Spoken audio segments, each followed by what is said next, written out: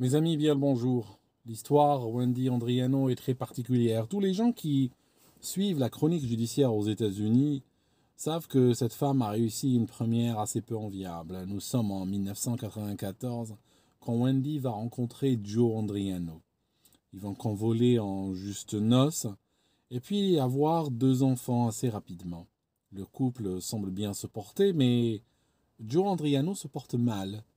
Il n'arrête pas d'aller chez le médecin, il a des symptômes étranges, et chaque fois il revient avec un traitement différent, mais personne n'arrive à mettre le doigt sur le mal profond.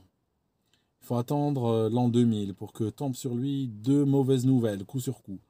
La première, c'est qu'il a un cancer. La deuxième, c'est que le cancer est terminal, il n'est plus vraiment soignable.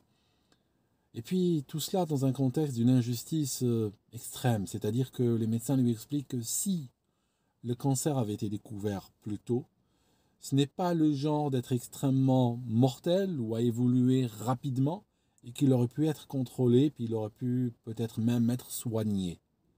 Mais dans son cas, c'est trop tard. Wendy Andriano, à partir de là, va avoir un comportement extrêmement étrange.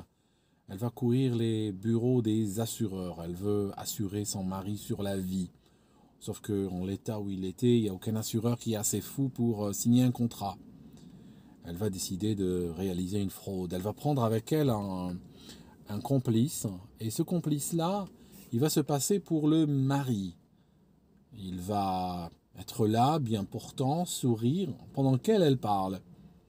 Le problème, c'est que les assureurs exigent une visite médicale. Parce que, voilà, c'est leur procédure. Il faut qu'il aille chez un médecin conseil, agréé par l'assurance, qui va l'ausculter. Et puis, comme il a l'air bien portant, ça ne sera qu'une lettre à la poste. Sur ce, le complice se dégonfle. De toute façon, il n'est pas tombé de la dernière pluie. Il sait que si le mari meurt, l'assurance, avant de payer, va ausculter dans les moindres détails le dossier médical, ils réaliseront très vite que cette visite était une fraude. Wendy se rend compte qu'elle ne pourra pas aller plus loin dans cette voie. Elle va commencer à sortir avec des amis, sortir avec des collègues, laissant son mari souffrant à la maison. On va la trouver dans les bars, on va la trouver dans les boîtes, se frottant aux hommes de passage, flirtant avec le premier venu, se laissant tripoter au vu et au su de tout le monde. Les gens sont assez choqués, ça ne lui ressemble pas, d'autant plus que c'est une femme assez coincée, elle a grandi dans la religion. Sa famille était une famille de missionnaires qui traversaient les États-Unis de part en part, frappant aux portes, invitant les gens à l'église. Et elle a suivi une éducation très rigoriste. Ils ne comprennent pas ce revirement brutal. Par la suite, son mari rentre à l'hôpital pour une chimio. Et pendant ce temps-là, elle ramène des hommes jusqu'au lit conjugal. Un des hommes qu'elle ramène, c'est un voisin qui braconnait dans la région. Elle lui dit que son mari est mort, qu'elle est veuve. Par la suite, il réalise qu'elle lui a menti sur ce coup et que le mari est souffrant et malade. Il est tellement dégoûté par elle qu'il ne veut plus la voir. Elle lui fait un scandale monumental en tambourinant à sa porte pendant un bon quart d'heure et en hurlant des obscénités dans la cité. Un jour, nous sommes le 7 octobre 2000. Le mari, Joe, semble un peu mieux se porter que d'habitude. Il réussit à se lever. Le couple sort sur l'invitation des voisins et va les rencontrer pour un barbecue.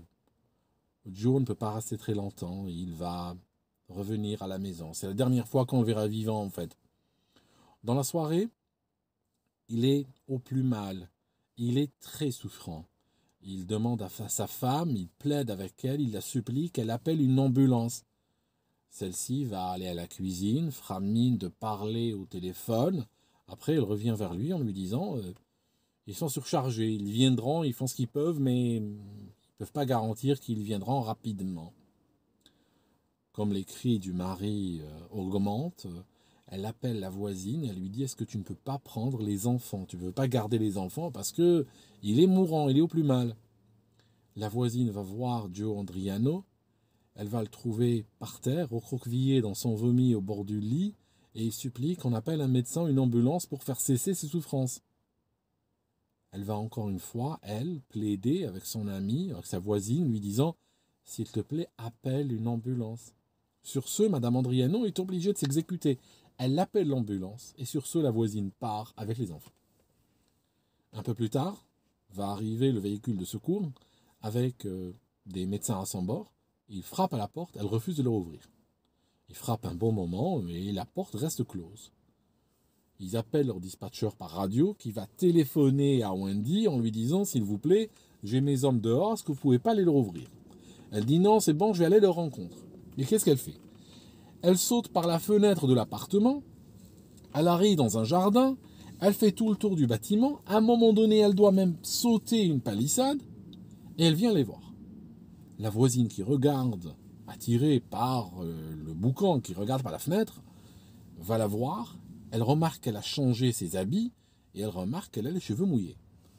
Wendy Andriano fait face avec un aplomb, une effronterie extraordinaire aux secouristes. Elle leur dit « Écoutez, mon mari est mourant. On ne veut pas qu'il dérange. Il ne veut pas être dérangé en ces moments. Il a signé un document disant ne pas le réanimer. C'est la fin, laissez-le tranquille. » Eux, ils s'exécutent, ils démarrent leur véhicule et ils partent. Un autre appel arrivera dans la nuit cette fois-ci. Vers 3 heures du matin, un appel de Wendy en détresse leur disant que son mari est mort. Le dispatcher va envoyer l'ambulance, la même que précédemment, et par acquis de conscience, il demande aussi à la police d'y aller. Les forces de l'ordre arrivent en même temps que l'ambulance. Wendy est là, elle ouvre la porte, elle est pleine de sang. Et quand il rentre, il trouve que Joe Andriano est mort. Il est par terre. Il est mort, mais mort d'une mort violente. Il n'y a pas besoin d'être expert, il n'y a pas besoin d'autopsie à ce stade pour savoir que l'homme a été violenté, il a été attaqué au coup de couteau et par un objet contondant. Wendy Andriano est arrêtée. Le mari est emmené par le légiste pour l'autopsie. Et l'autopsie va révéler des choses extraordinaires. Tout d'abord, il a été battu 23 coups sur l'arrière de la tête avec une chaise qui a été trouvée dans l'appartement. Par la suite, il a été fini avec un couteau de cuisine qui a été utilisé à de nombreuses reprises. Mais encore un autre détail troublant, ces analyses de sang montrent la présence d'un produit hautement toxique, de l'azoture de sodium. L'azoture de sodium est une molécule très particulière, très dangereuse, qui peut exploser. D'ailleurs, elle explose tellement qu'on en retrouve dans les airbags des voitures, et elle est très toxique pour l'humain. On a très peu de cas d'ingestion. Il y a un laborantin français qui, une fois, on a digéré 9 grammes, on a ingéré 9 grammes, après avoir laissé une lettre d'adieu.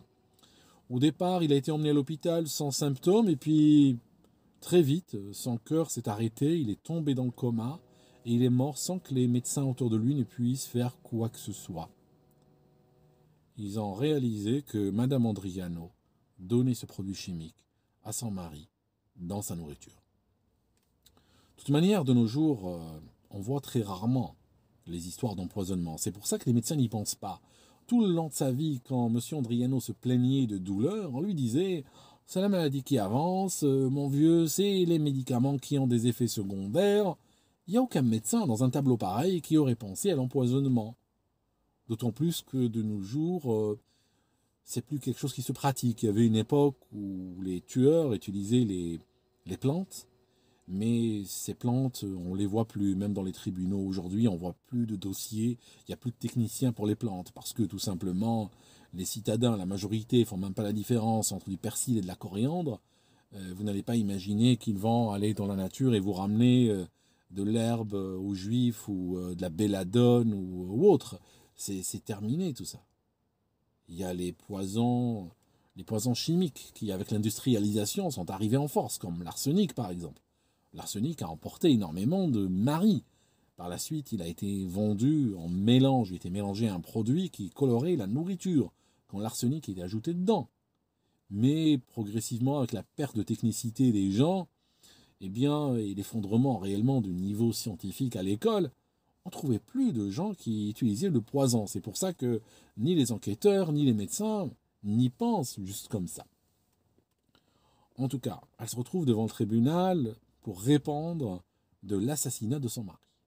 Alors elle va sortir avec une théorie, avec une histoire absolument abracadabrante. Elle va dire que, voilà, son mari, il était sur son lit de mort, et il lui a demandé une dernière... il y avait un dernier vœu. Son dernier vœu était de savoir si sa femme l'avait trompé ou pas. Et il lui a dit, si tu m'as trompé, avant de mourir, avant de partir, j'ai besoin de savoir. Il faut que tu m'avoues tout, et moi je t'avouerai tout également.